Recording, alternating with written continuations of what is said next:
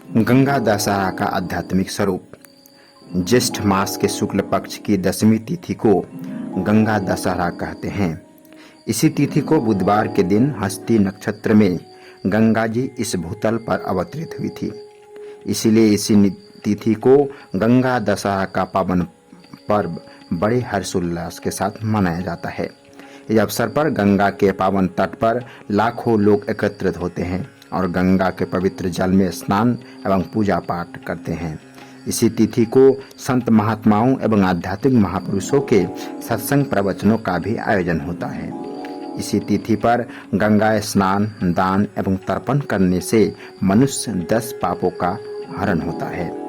देह अथवा शरीर द्वारा होने वाले पाप को दैहिक पाप, वाणी द्वारा होने वाले पाप को वांछिक पाप तथा मन द्वारा होने वाले पाप को मानसिक पाप कहा जाता है।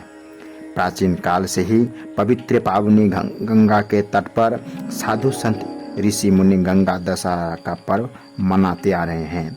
इस पर्व के अवसर पर 10 पापों से मुक्ति का एक ही उपाय है, ज्ञानी मुनियों को ढूंढ के गंगा स्नान के बाद सत्संग सुधा का पान एवं हरि भजन ही समस्त पापों का नाश करने का सबसे सरल, सुगम एवं सर्वोत्तम साधन है।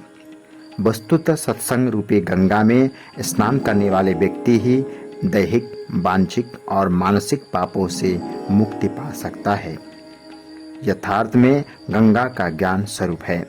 दशहरा से तात्पर्य है इस 10 इंद्रियों की हार या 10 इंद्रियों पर आधिपत्य। ज्येष्ठ मास के शुक्ल पक्ष 10वीं तिथि को गंगा धरती पर प्रकट हुई। आध्यात्मिक दृष्टि से शुक्ल पक्ष श्रेयस मार्ग, उत्तरायण मार्ग अर्थात आत्म कल्याण का मार्ग कहलाता है। अध्यात्म ज्ञान का मार्ग ही सर्वश्रेष्ठ मार्ग है। जब ज्ञान रूपी गंगा हृदय में प्रकट होती है तो 10 इंद्रियां संयमित और नियंत्रित हो जाती है। आध्यात्मिक ज्ञान रूपी गंगा का हृदय में प्रकट होना ही गंगा का धरती पर अवतरण है। ज्ञान रूपी गंगा को गुरु रूपी शिव अपने सहस्त्र मस्तक में धारण किए हुए हैं।